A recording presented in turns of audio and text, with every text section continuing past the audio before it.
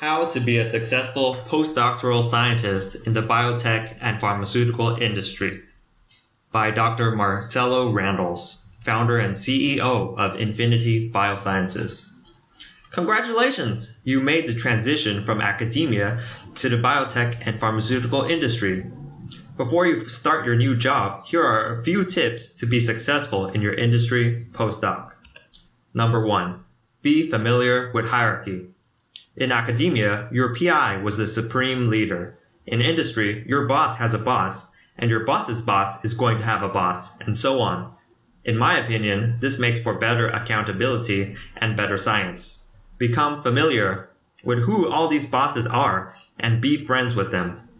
Research associates typically have a bachelor's or master's degree and work on projects led by research scientists who typically have PhDs. Higher up the chain are directors and principal research scientists. Tip 2. Always think positive and smile. We all know that research is hard and 99% of experiments will fail or not give exciting results. But that does not mean that you have to be depressed and stressed out all the time. Look around you, especially at the C-suite and people higher up. Do they look gloomy all the time? No, they're the ones always smiling and making jokes. Learn from them. Unless you are spending all your time checking your Facebook while at work, I can guarantee you that you have made at least one accomplishment today. No matter how small or how incremental, you discovered something or improved upon something. Or you learned something new, or you finished making a PowerPoint presentation. Research takes time, but celebrate the small successes along the way. This will help you build up your confidence, your positive and can-do attitude, and ultimately, your smile. Avoid being the guy with the irrelevant project. Biotech and pharmaceutical industries are very busy, and sometimes a thought arises that would be a great thing to investigate, but they don't have time. Congratulations! Now you have that project. Your project was probably something that your company wanted to do for a while, but didn't have time to do.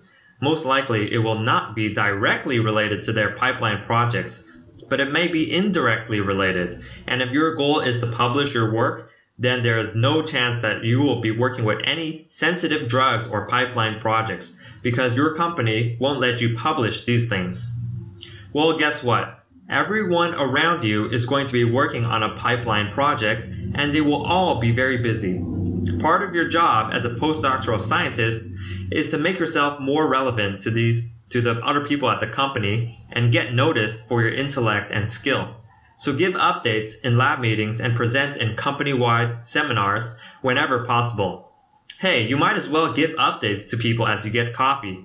If you can, convince your boss to let you work on a pipeline project part-time, with the understanding that no publications will result from it.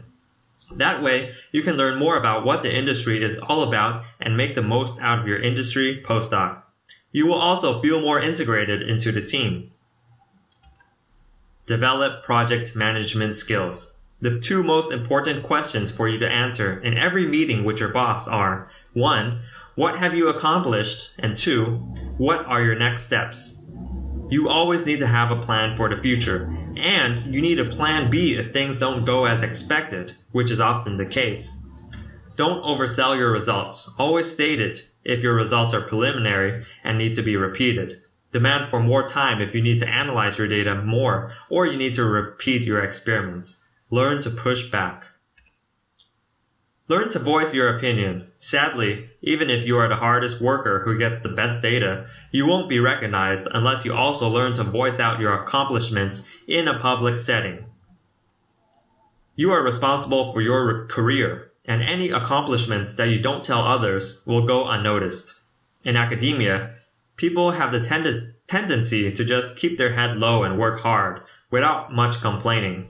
But in industry, actively voicing out your opinions about the science and your complaints about Department X is the norm. You need to learn to have a strong opinion about virtually everything and voice it out. The more you voice out, the more you will be recognized and the higher your chances of being promoted. For example, imagine person X, who in a lab meeting says, "How many replicates did you have in this experiment? How many times did you repeat it?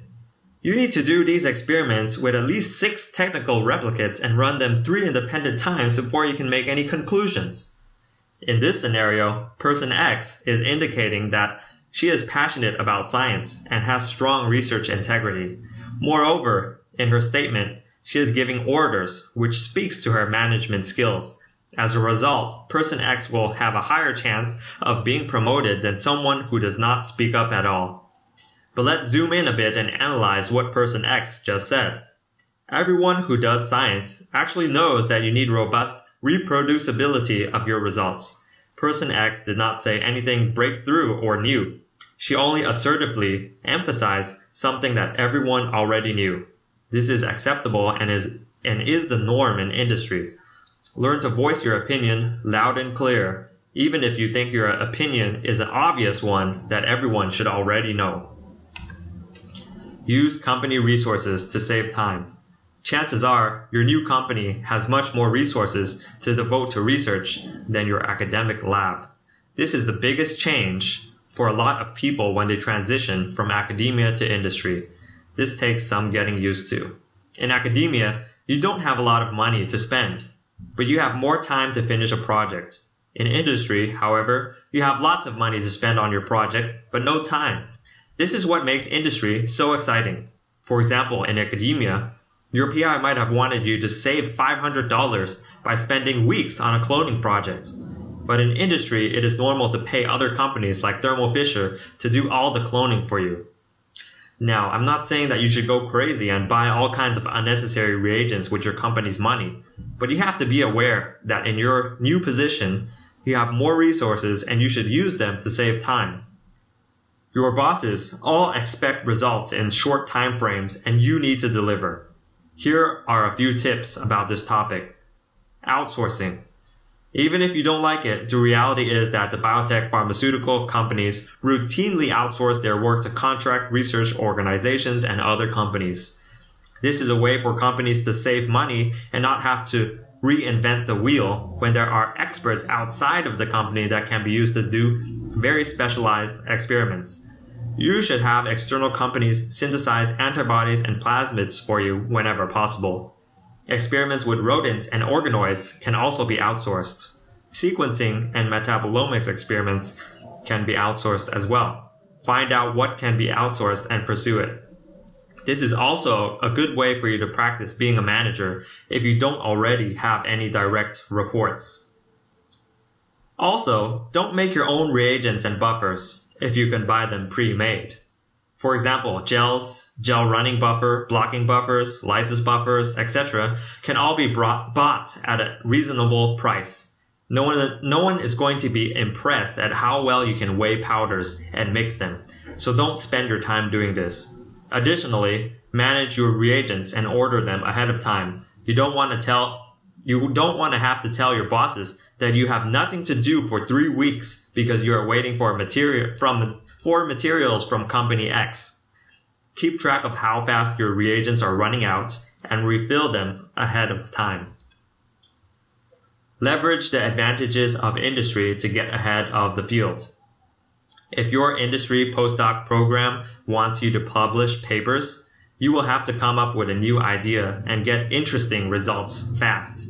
Let me ask you a question. No matter what disease area you are studying, there are probably hundreds of academic PIs out there who have spent their entire life studying the same subject.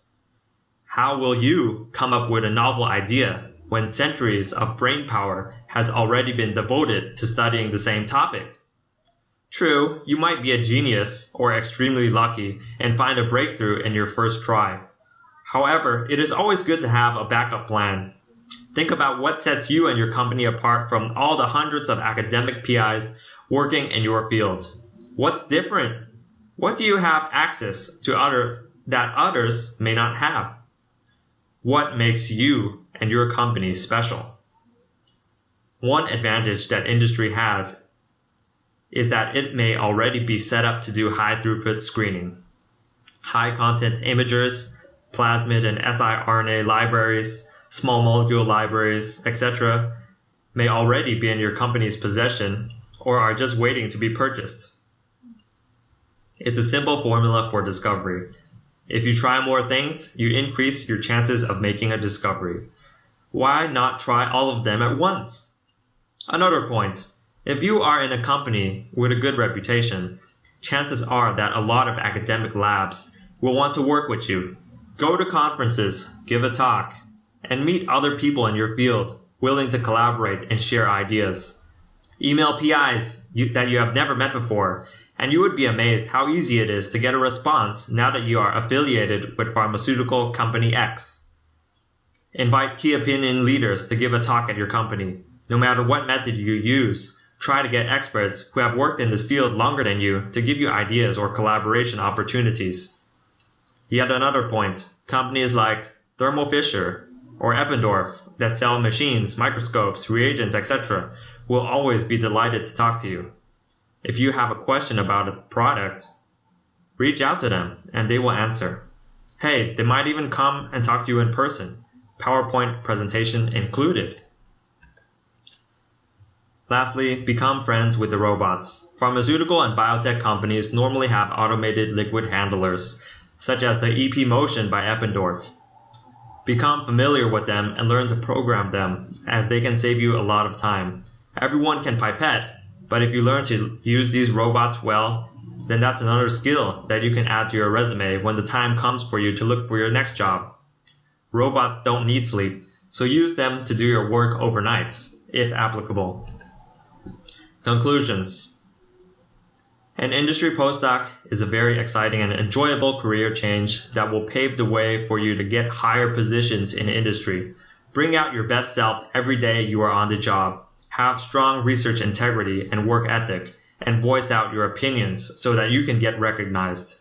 Talk to people from all other departments, for example, legal, intellectual property, commercial, scientific communications, etc., to get a better feel of how this industry works. Adapt quickly to your new company culture. By following these suggestions, you will indeed be on your way to a highly successful career in the biotech and pharmaceutical industry. Thank you for reading, and post any questions below.